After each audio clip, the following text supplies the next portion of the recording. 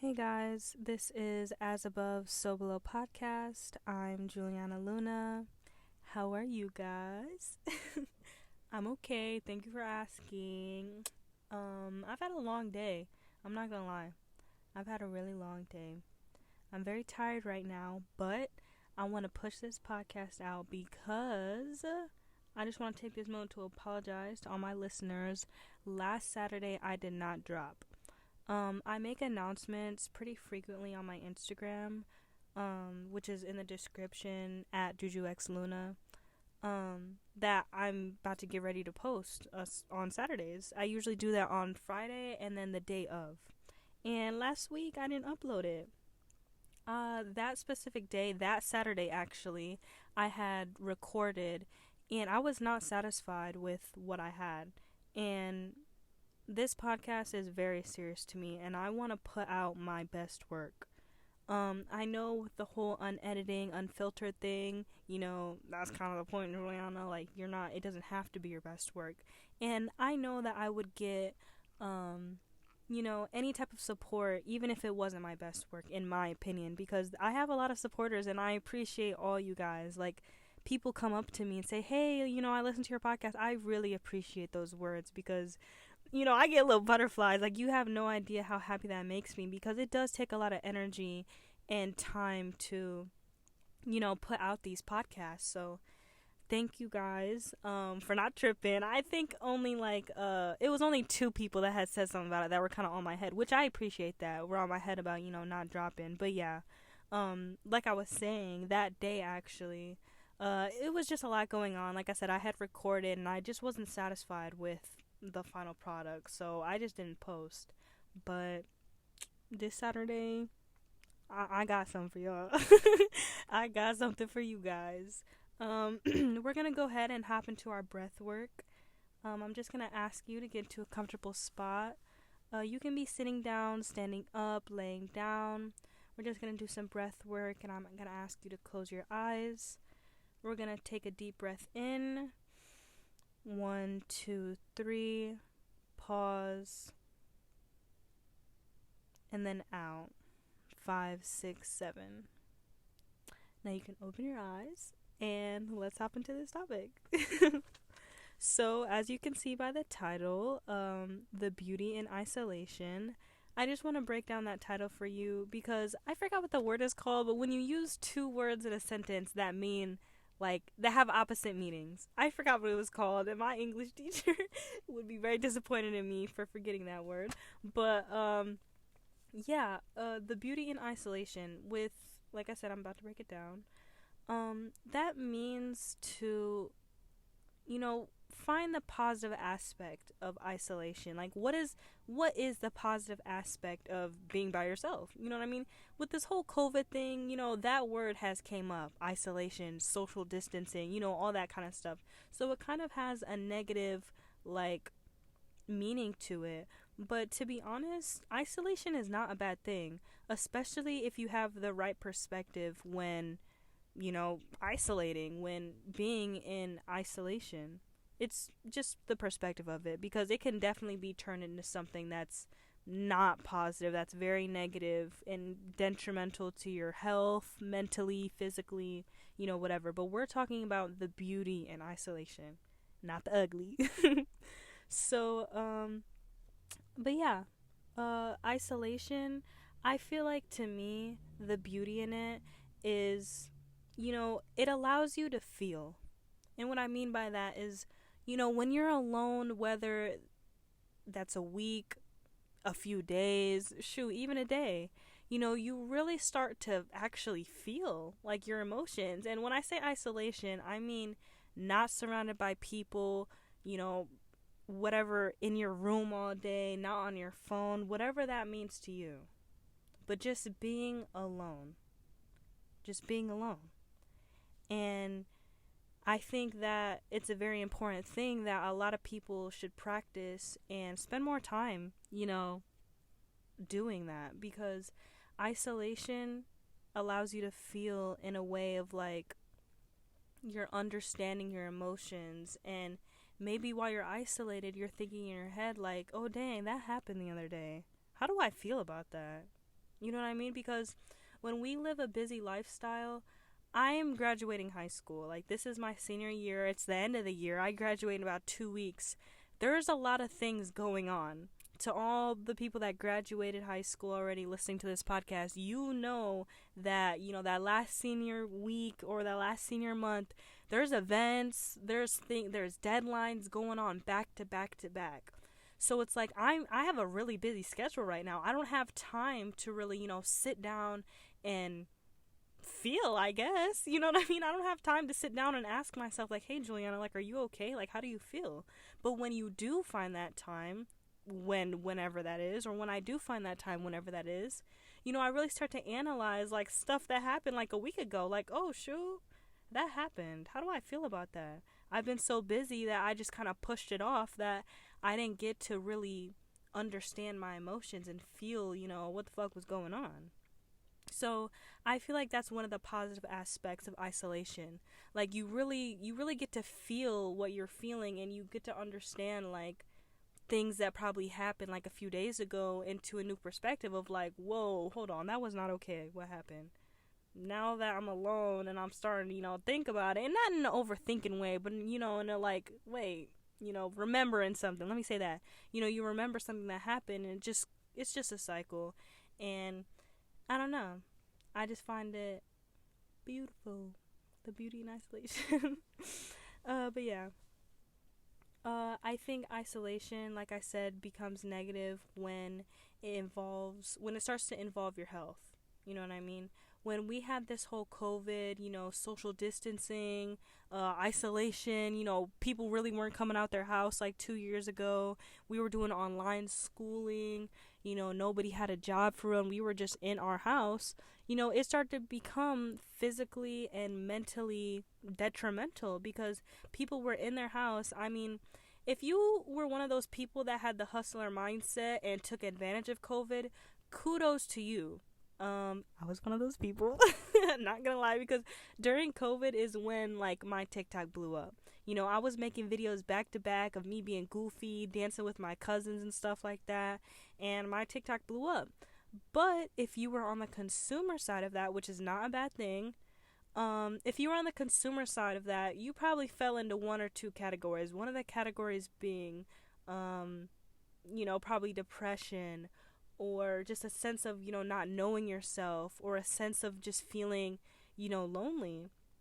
One of my cousins, I'm obviously not going to say his name, he was going through a lot, and it was to the point where he had to start taking medication and going to the motherfucking psych ward. Like, he literally had to go there.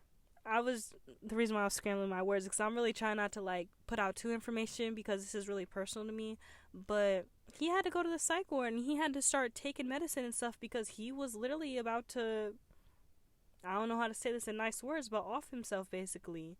And like I said, you either fell into one of the two categories on the consumer side during isolation, during COVID, or whatever.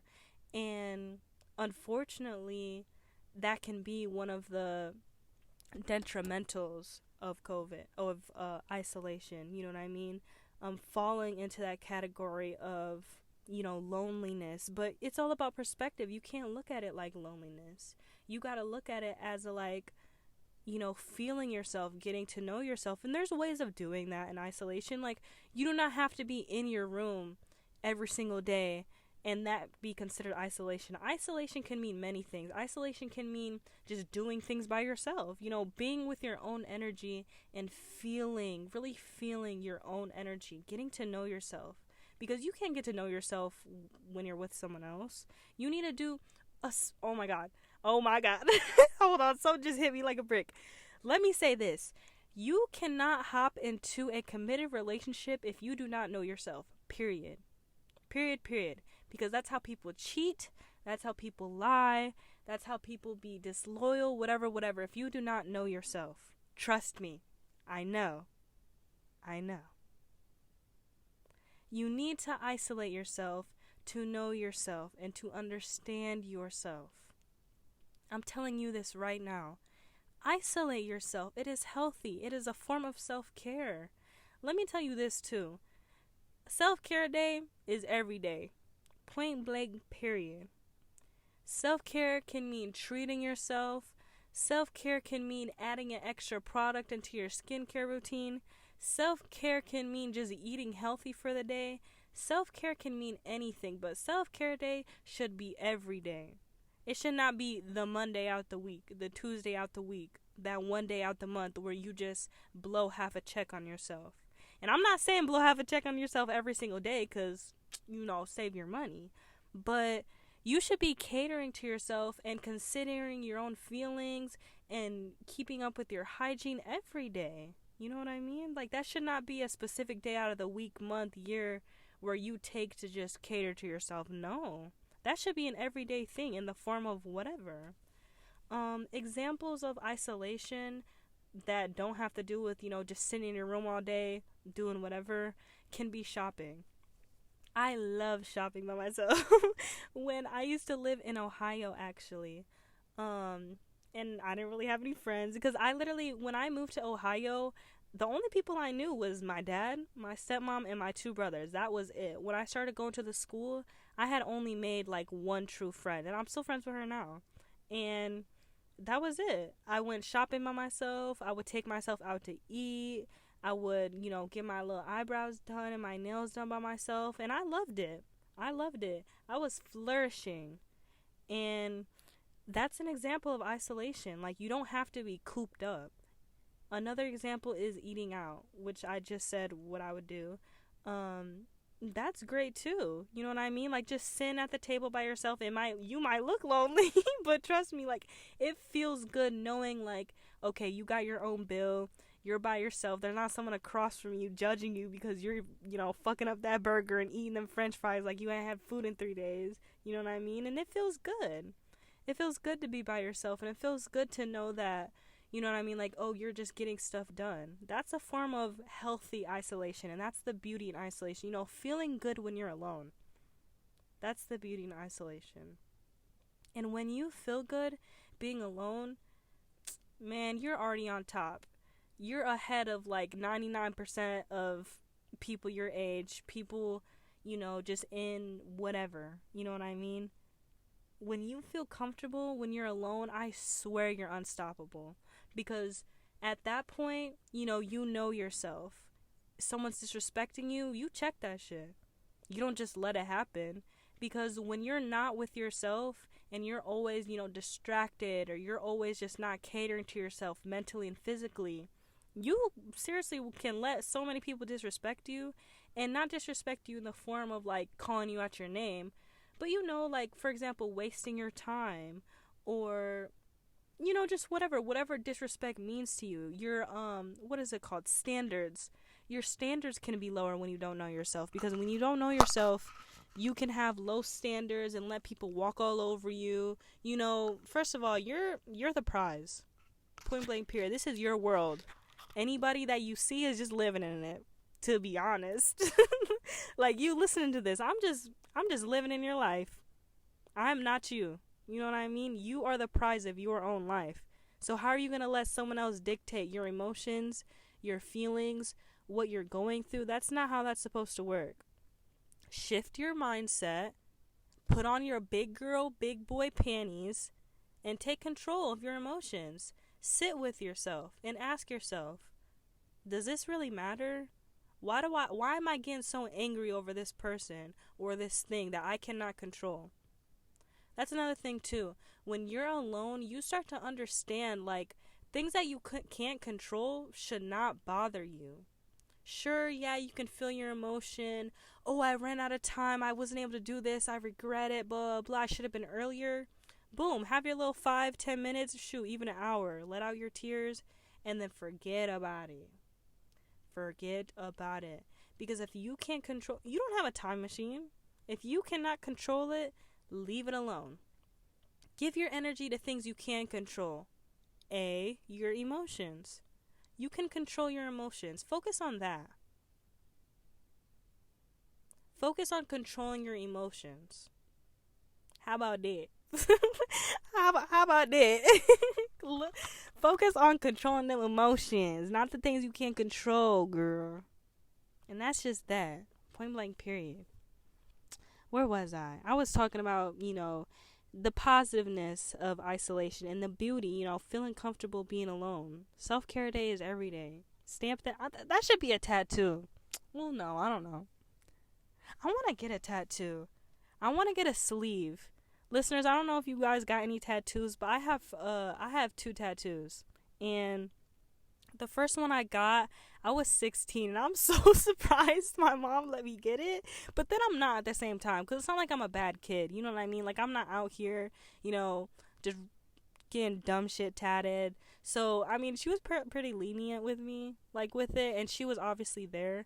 But yeah, I got my first tattoo at 16, and then I got my second one, which was a neck tattoo, at 17. And I got that one in Ohio with my dad. And that one did not hurt at all. People ask me all the time, like, did that hurt? Da, da, da, da. And I'm like, no. Because the tattoo artist was like, it's actually in the perfect spot because you don't really feel anything right there. Like, you don't really have a lot of nerve endings or nerves, I guess, right there, like, in the center of your neck. But he was like, if you wanted it either, slightly up or down, you would feel it a little bit more. And I'm like, okay, good. I feel like I have it in a good spot. You can see on my social media, it's a tattoo from Naruto.